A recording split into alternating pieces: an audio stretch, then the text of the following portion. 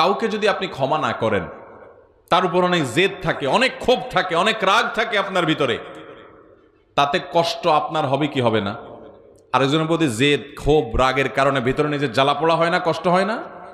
আর যদি মাফ করে দেন, মাফ করলে যারে মাফ করছেন তার উপকার হোক বা না হোক, আপনার নিজের উপকার হবে, সাথে সাথে আপনার মনটা দেখবেন পাতলা হয়ে গেছে, আপনার মনটা যেখানে হালকা হয়ে গেছে, নির্ভার হয়ে গেছে, মনের ভিতরে মনে হবে একটা পাথর ছিল, পাথরটা জগদ্দল পাথর যেন সরে গেছে। যদি মানুষকে ক্ষমা করতে জানেন, মানুষকে ক্ষমা করবো তো ইনশাআল্লাহ। অনেক মানুষ আছে খুব শক্ত, লোহার মতো শক্ত, ক্ষমা করতে জানে না, একবার রাগ হইলে তো হইল, আছে না নাই? এগুলো কোনো ভালো মানুষের, ভালো মুসলমানের, ভালো ব্যক্তির এবং মুত্তাকির বৈশিষ্ট্য হতে পারে।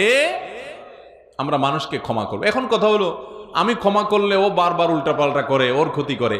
ভাইরা আমার,